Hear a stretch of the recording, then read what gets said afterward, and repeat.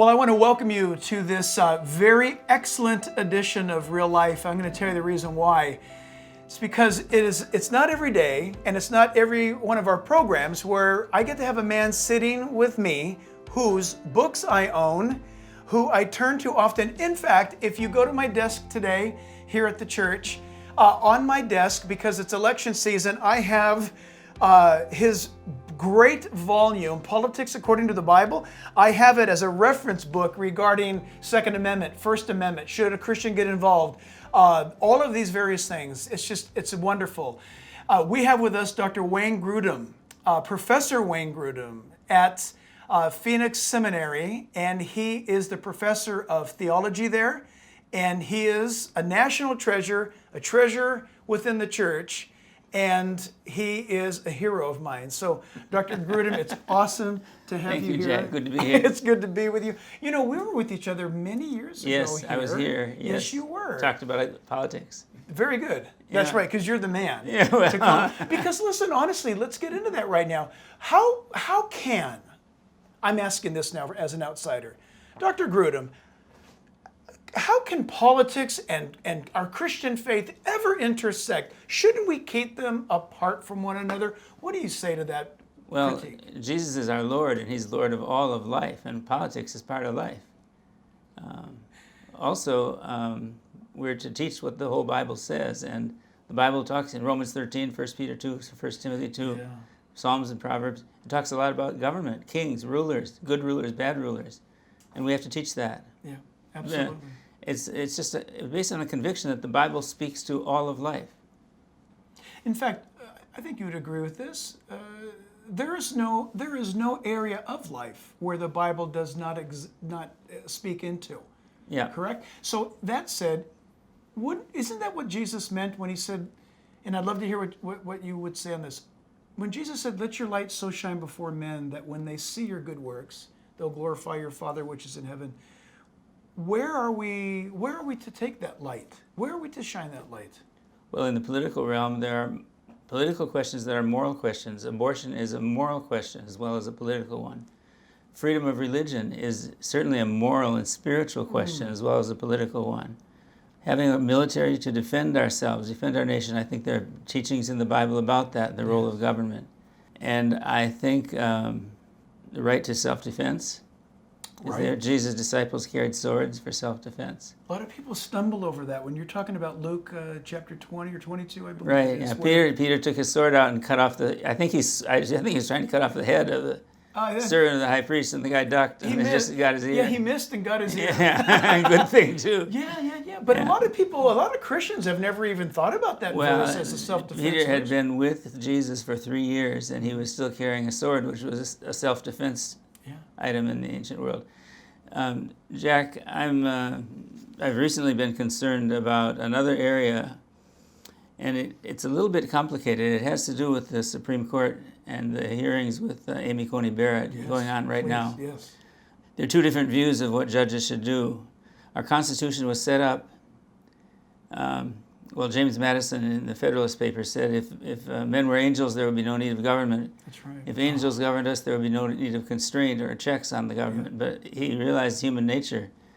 Even good kings in the Old Testament, like David and Solomon, they made bad decisions and did wrong things, morally evil things at the end of their life. Right. So the purpose of government is to govern the nation, but then how do you restrain the government? And the solution of the authors of our Constitution wisely, I think, understood the tendency toward sin that there is in human nature, so they separated the powers. They divided that massive power of government into the executive branch, the legislative branch, and the judicial branch. So the Congress makes the laws, the president enforces them, but the judges say what is right and wrong and interpret them. But the founders were very careful not to give the judges any right to make laws. But here's what's happened. Yes. More liberal justices on the Supreme Court have decided that, there's a right to abortion up until the moment of birth.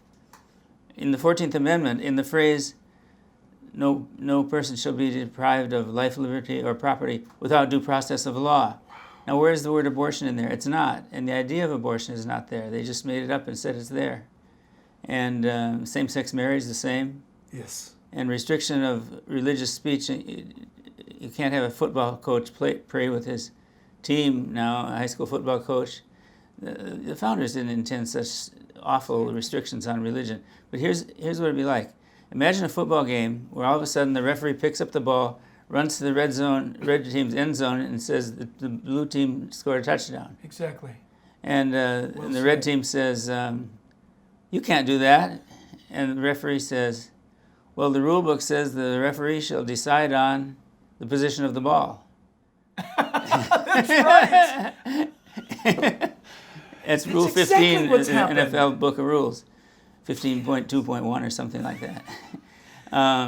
That's exactly what's happened. So then the red team says, that's not what decide on meant. Decide on the position of the ball. Yeah. That's not what decide on meant when the rules were written. And the referee says, I say it is what it means today. The blue touchdown stands. Yep. Discussion is over. That's right. Because with our Supreme Court, there's no appeal beyond their decisions. So the liberal political wing of our country found out a number of years ago that they could get justices on the Supreme Court that would make up new laws and say it's in the Constitution, and citizens, conservatives would say it's not in the Constitution, it's not in those words, and they would say, well, we say it is, so it is. We say it is. It's how we see it. Right. And there's a philosophy that they have called the living Constitution. That's right. That the judge's role is to decide what is best for society and then say that instead of saying what is in the Constitution. Now, people on all sides of the political spectrum repeat this phrase, nobody's above the law, nobody's above the law. And I think that's true because we're a government of laws, not of human beings. Right. But when judges make up new laws, invent them themselves, right. They're saying they're above the law. Yeah. Yeah. Isn't this action, Dr. Wayne, isn't this the action that we've come to know as legislating from the bench? Yes, exactly. And activist judges. Yep. Now, with all due respect to Ruth Bader Ginsburg's participation and faithfulness, that aside, if I remember correctly, she was the most activist judge in modern history. Yes. Where, for example, Jay Sekulow and Ted Cruz, who are attorneys who have argued Supreme Court's cases before her, they said, going into their argument, they knew how she was already going to rule. They knew that because of her position on certain issues. What she thought was good for society. Correct. Not what the Constitution said. Correct. And I heard both of those men say that on the day of her death, and the hair in my neck went up. I knew it, but it rolled off their tongues. I love both those guys, but it rolled off their tongues as though it's just a given. Yeah. Whereby that's not being a judge. Right. If you go to hear a case and you're preloaded with the outcome as a judge, right, then there's really no hope of anybody else's opinion. Right. It's the referee picking up the football and running into the I end love zone. that. I'll never forget that picture.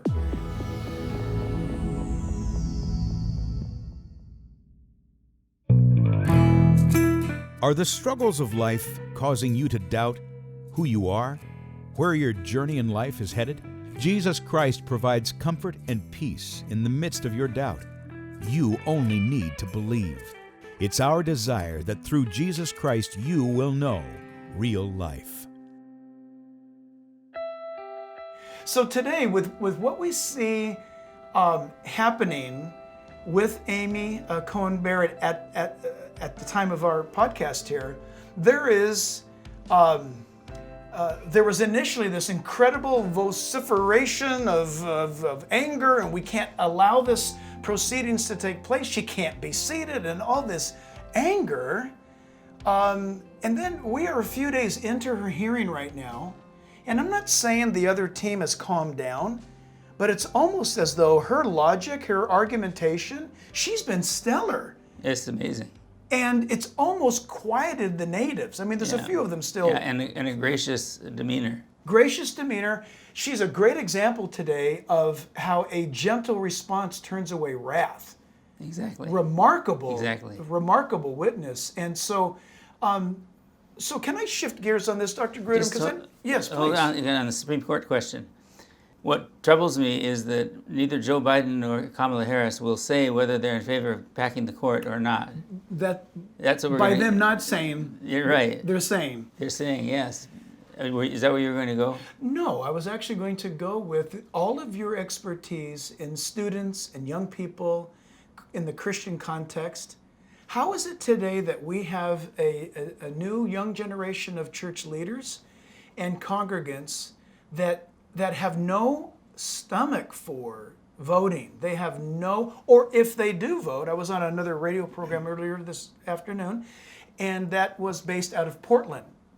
And this radio program was saying that the churches, predominant churches in Portland and Seattle and Vancouver, Washington, they are for example, pro-Biden. They are evangelicals for Biden.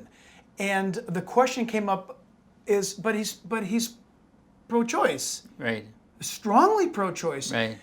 And they're still, no, we believe that he has a more social sensitive program. Yep. Social sensitive program, whatever that means, at the expense of the unborn child. We talked about legislation, we talked about morality and politics, the intersection.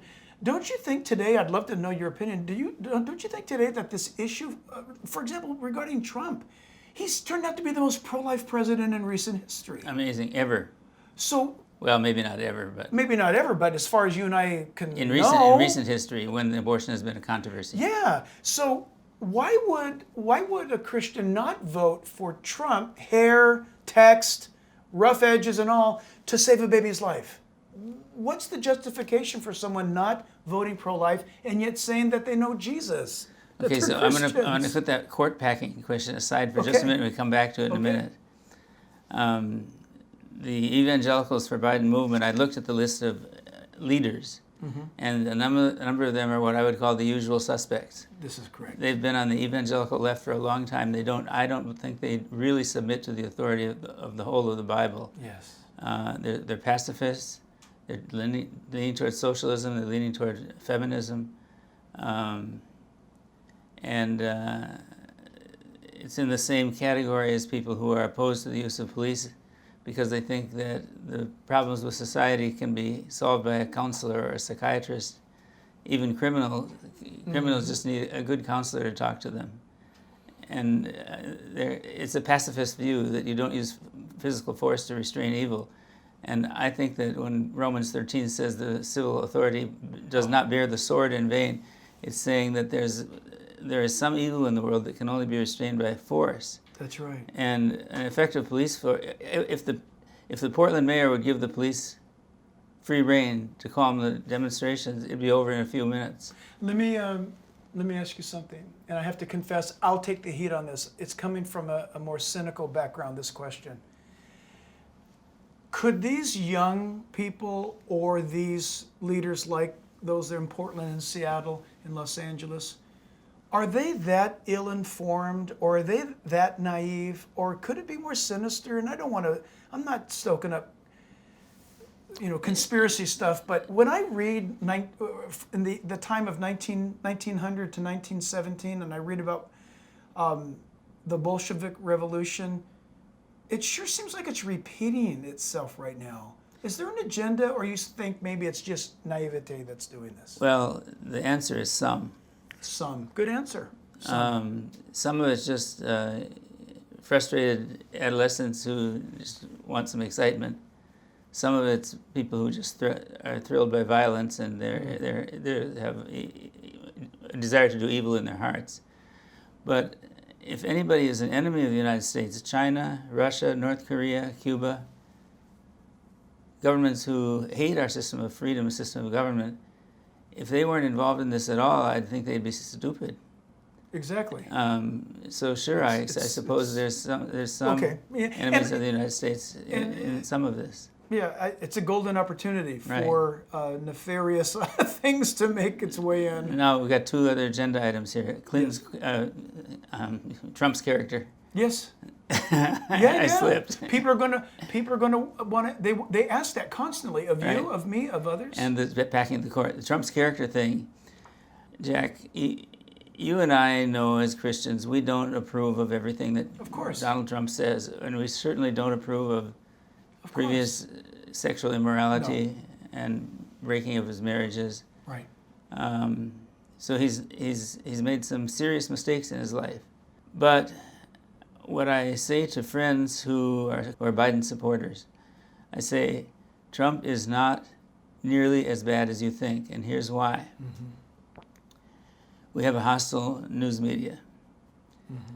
The Media Research Service counted the number of positive and negative statements that were made about Biden and Trump in June and July by NBC, CBS, ABC Evening News. 61 days of broadcasts. Yeah.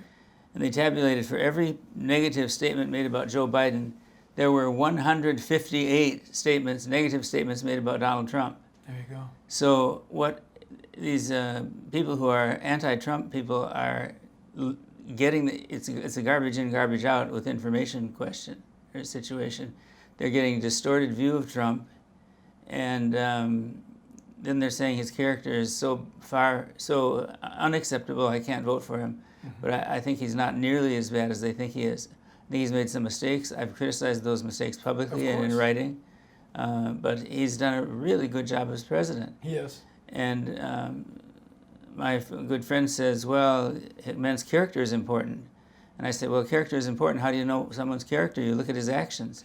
And his actions in office have been fabulously, wonderfully helpful to the nation. Dr. Grudem, to back up what you just said, I have a dear friend who is in the White House every Thursday for meetings with the president. And he told me that you can question Trump's character past, yes, but you can't find anything of the present. Yeah. But you can find this. No one can bring a shadow over his follow-through to have said something as a campaign promise and has performed it, and isn't that something of character? Yes. Absolutely. And courage. And courage. He's fearless. Yeah, and patriotism. Yes. And faithfulness to promises, and incredible amount of energy that he brings to the job. Mm-hmm. I have to tell you something that you might appreciate. I've had a chance to see his kids in D.C. Uh-huh. They love him. Yes. They love him. And Eric Trump said that there is not a day gone by in his memory where he said, my dad didn't call me or any one of us kids on a daily basis, no matter where he was in the world. Wow. Incredible. I was convicted when I heard that. Yeah, me too. Yes. The point is, we're voting for a president that has the best interest of the United States. Absolutely. Jack, I had opportunity to have lunch in the White House, not with President Trump, but with 4 staff members who have been in the White House with Trump in the last 4 years, since 3.5 years. And they're there every day. They're not high visibility people, they're staff people. But they are watching him work, and they just think the world of him. They do. They're evangelical Christians. The reason I got to meet with them was that they had read my systematic theology book. Yes. Fantastic. But they're in an entirely private conversation where nobody knows besides me what they were saying. Yeah. They were very positive. Now that means a lot. Absolutely. Yeah. It's absolutely true. So good. I want to remind you, because we're almost out of time. We're Packing getting the really court. close. Yes. Can you go out with your comments on packing the court and what? Some Democrats have talked about adding 6 new justices to the Supreme Court. So we have 9 now. And it's going to, with Barrett confirmed, it would be a 6-3 conservative majority. But you add 6 more to that 3, you get a 9-6 liberal majority, and they make law after law after law, and nobody can do anything about it. Can't stop it. So that's if Biden wins the election and the House and Senate go to Democrat. I think they'll do that. But what that does is put the power of what's called tyrannical or judicial tyranny. It's judges who are hostile, anti-Christian, and put into place requirements to allow for transgender people to be in the opposite sex bathroom and locker room and sports team. Dr. Grudem, they would do, from D.C., from that bench, they would do what they've done to California here. Yep. If you want to, listen, friends, I want him to keep going on this, but you need to hear what he just said. If you want to know what a Biden-Harris presidency would bring about with the packing of the courts, expanding the Supreme Court, all you have to do is look at the policies of the last 40 years in California. The gender confusion issue, the not allowing pastors to counsel people who want out of the LGBTQ community. We can't, all of that, it would be that on steroids coming from the Supreme Court. Abortion to the moment of birth and perhaps after.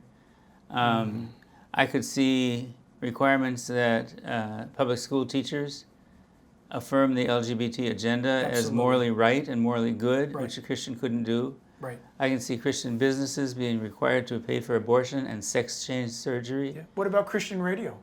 What about Christian broadcasting on a daily basis? It would be fined and discriminated against as hate speech. Hate speech, absolutely. Or discrimination against LGBT people. And would basically be shut down. Christian colleges lose their accreditation unless they would affirm the LGBT agenda. Right.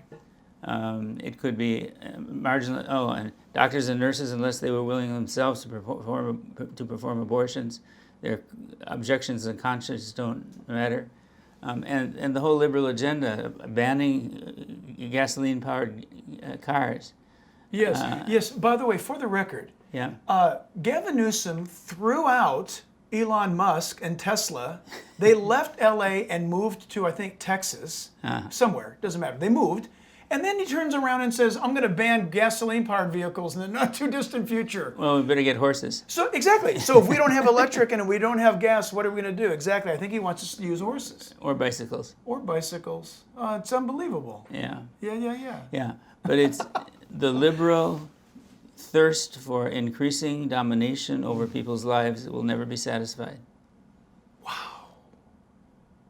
Is it because they think that they know better than we do how to run our lives? I mean, I don't want to say Marxist, but it's Marxist acting. Is it what's their Bible? What's their rule book? I don't know that there is one. It's the dominant theme that explains everything is a will to power. Wow. And when that kind of system gets in power, they don't allow God. Right. So then God is dead. And then there's no moral restraint, no spiritual moral restraint, no sense of accountability. But that packing of the courts would lead to the loss of the system of government as we have it, the separation of powers, and the protection against tyranny, which was the goal of the colonists when they were trying to get out of the tyranny of King George III. Yeah. So the idea of packing the courts is the most frightening and the most fundamental threat to our system of government and our freedoms. Do you think, Dr. Wayne? I mean, I think and that is definitely a reason to vote for Trump, and to stop Biden. That's right. Exactly right. It's just as though we were playing a chess game. I'm going to block this move. Right. People need to understand that this is, and listen. I know that a lot of young people don't think this way, but you and I do. We've got kids and grandkids. When you look at the face of your grandkids, you start looking ahead. I'm going to be long gone. My kids will still be here if Jesus doesn't come back, my grandkids. And I want to leave them some remnants of the America that I got to enjoy. Yeah. And so this is all out. And I know, people get tired of, well, this is the most important election of all time. Every election is the most important at that moment.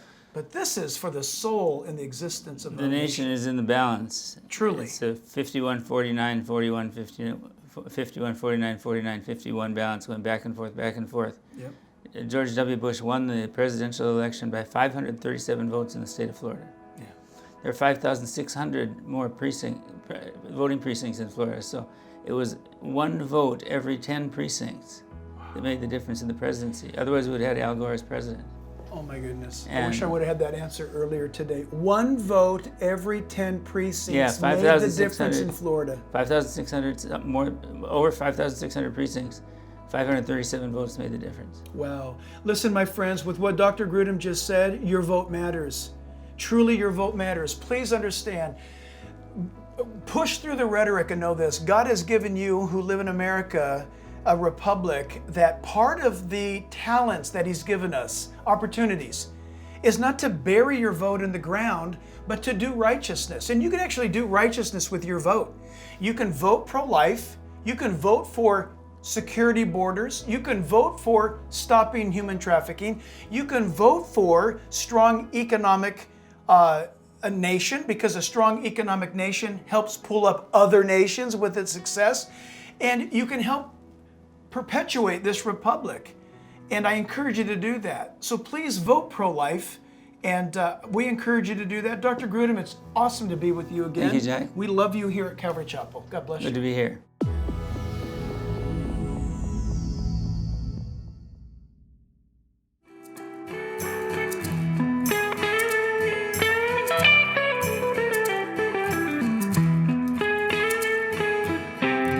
It's our desire that through Jesus Christ you will know real life.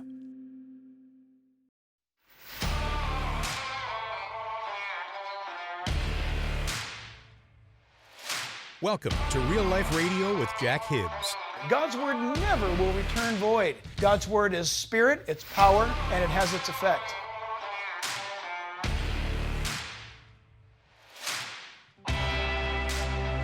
So I want to encourage you to grab your Bibles, open them up, and get ready to learn from God's word. God did not give us Bible prophecy to scare us, but to prepare us. But I think you're going to get a lot out of it, and one of the great reasons.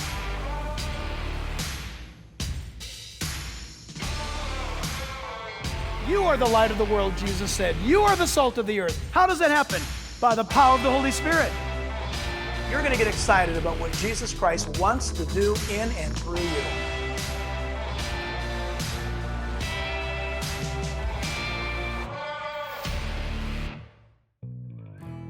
Jack Hibbs truly believes we are living in some of the most exciting days in history, which brings some great opportunities to share with the world a powerful, no-nonsense presentation of the gospel to this generation who is searching for answers and truth. Will you stand with us in sharing this message in real and practical ways? We ask that you commit to support Real Life each month with a gift of your choosing. In return, our gift to you for becoming a Real Life partner, we'd like to send you this Worldview DVD.